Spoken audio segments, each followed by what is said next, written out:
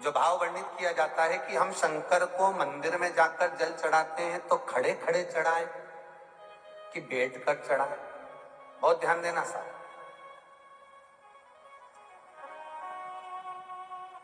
शंकर में मंदिर में जाकर हम भगवान शंकर को जल चढ़ाएं तो खड़े होकर चढ़ाएं कि बैठ कर चढ़ाएं। अब दो तरह का शिवलिंग है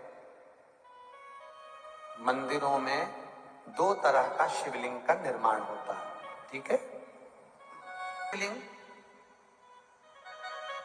एक शक्ति पार्वती शिवलिंग, दो तरह का शिवलिंग मंदिरों में होता है, दो तरह का शिवलिंग मंदिरों में होता है, समझ लेना बहुत अच्छी तरह से। एक शिवलिंग वो होता है जो जमीन पर डायरेक्ट जलाधारी रहती है, शिवलिंग रहता है, ऐसी जलाधारी पूरी की पूरी, और शिवलिंग जमीन पर रखा रहता है, भूमि पर रखा रहता है, डायरेक्ट जमीन पर। आप जल ले जाकर चढ़ाए, निकल गया रास्ते से। एक शिवलिंग जो जमीन पर डायरेक्ट शंकर भगवान की जलाधारी और शिवलिंग रखा रहता है, वो शक्ति शिवलिंग कहलाता है। माता पार्वती का हस्त कमल उस शिवलिंग के सम्मुख में, और दूसरा शिवलिंग एक डमरू जैसा होता है। अब वो हम उसको कैसे वर्णन, एक डमरू शिवलिंग होता है, ऐसा उसका स्टैंड होता है, ऐसा स्टैंड होता है, नीचे शिवलिंग रखने की जगह होती, फिर ऐसा होता, फिर उसके ऊपर इस तरह शिवलिंग रखा होता है। एक दर्शन करें आप लोगों ने। अब फिर इसके ऊपर शंकर भगवान का शिवलिंग रखा होता है, ठीक है। इस तरह का जो शिवलिंग होता है, एक डायरेक्ट नीचे रखा हुआ शिवलिंग, और एक भगवान जो नीचे डमरू जैसी आकृति होती है, इस पे जो डमरू जैसा जो भाग बना होता है, ये भगवान विष्णु का हस्त कमल है, और ऊपर का जो भाग है वो भगवान ब्रह्मा का हस्त कमल है। इसको विष्णु शिवलिंग कहते हैं।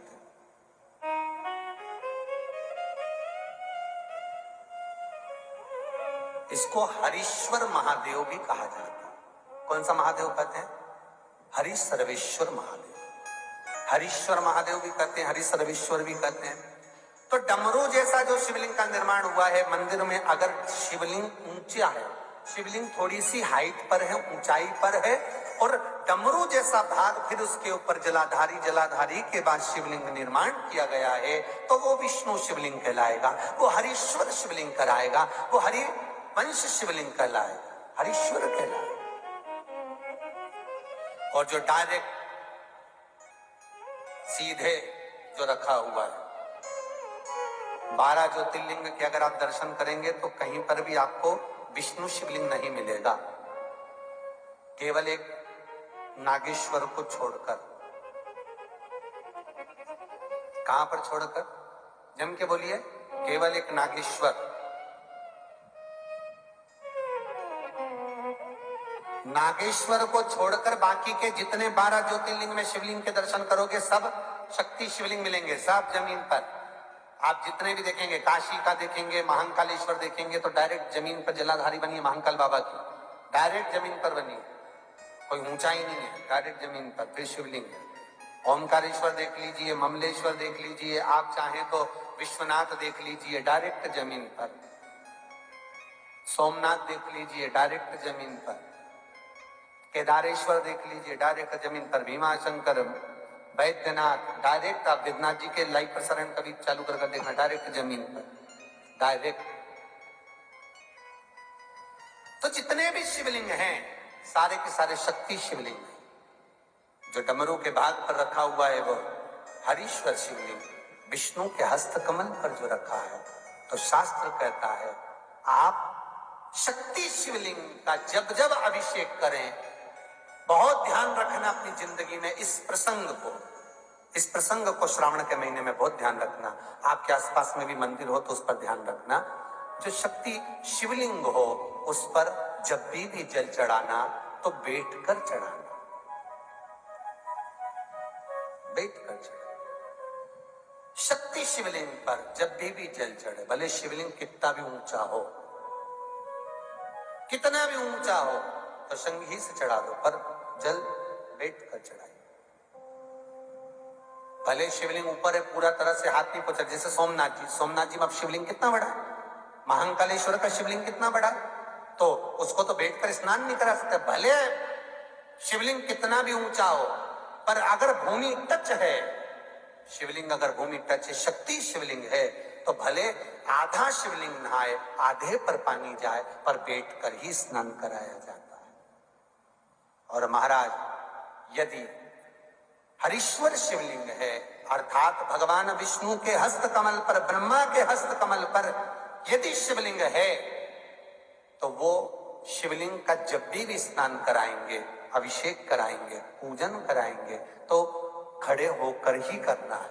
और खड़े होने का भी तरीका होता है, दोनों चरण बराबर में रखकर कभी भी शंकर भगवान के शिवलिंग का स्नान नहीं कराया जाता।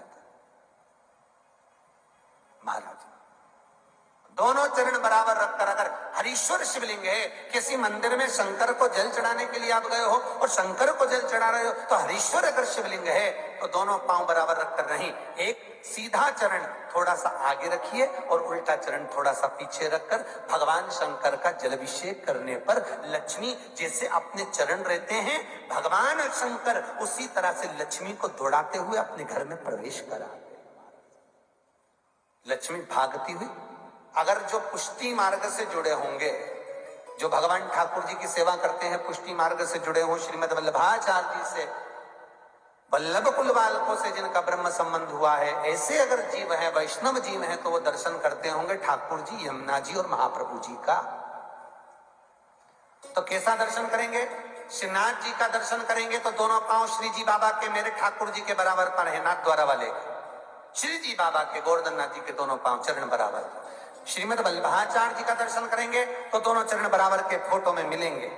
पर यमुना जी का अगर आप दर्शन करेंगे, पटरानी यमुना जी का जब दर्शन करेंगे, तो यमुना जी का चित्र का दर्शन करेंगे, तो यमुना हमेशा एक पांव यमुना जी का आगे मिलता है। क्यों? जो वैष्णव ठाकुर का दर्शन करे, श्रीमद वल्लभाचार्य जी के अनुसार भगवत चर्चा करे, उसके यहाँ यमुना भक्ति निरंतर प्रवेश करती जाए, इसलिए भागता हुआ चरण दौड़।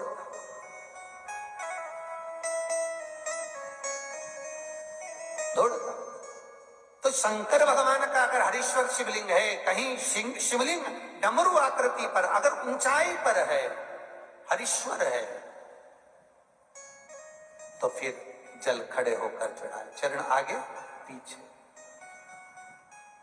बहुत ध्यान देना महाराज। हरीश्वर शिवलिंग का वर्णन किया महाराज, बहुत सुंदर बात कही है, बहुत ध्यान से सुनिएगा।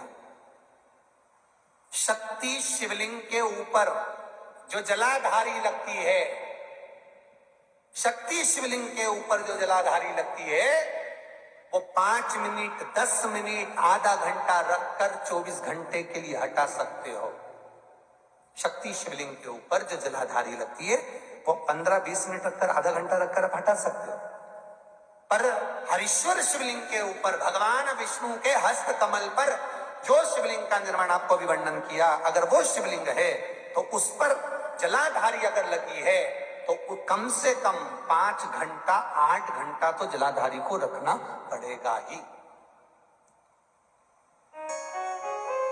बहुत ध्यान दीजिए महाराज। शंकर जी की प्राण प्रतिष्ठा करते समय, शंकर जी की स्थापना करते समय, शंकर जी को प्राण प्रतिष्ठित करते समय एक एक चीज का ध्यान करना पड़ता है कि हमें कैसा शिवलिंग रखना है, कौन सा शिवलिंग रखना है, कैसे स्थापना करना है, किस भाव का होना चाहिए। शंकर के मंदिर में शंकर जी विराजे हैं तो गणेश जी, कार्तिकेय और पार्वती की मुद्रा कैसी होना चाहिए, गणेश जी कौन सी सूंड का होना चाहिए।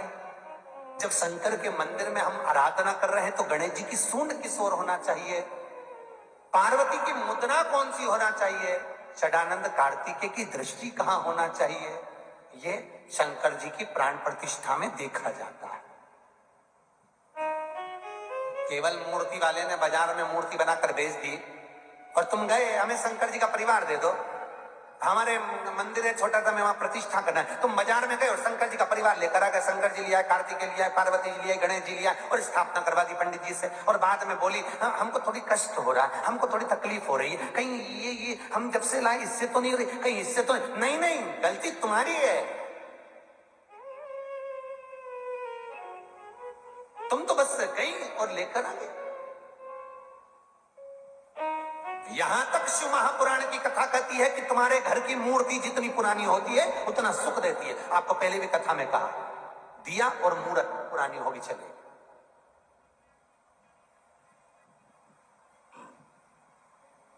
पुरानी एक फैशन चल गया, छोटे से ठाकुर जी नहीं रखूं, बड़े वाले लाऊंगी लड्डू गोपाल, सेवा अच्छे से हो जाएगी। और जो सास के हाथ के वो अब उनको नहीं पूछे तो दुख नहीं होगा, दुख तो होगा। महाराज घर में जेठानी के आने के बाद देवरानी आती है और सास देवरानी से बहुत लाड लड़ाती है।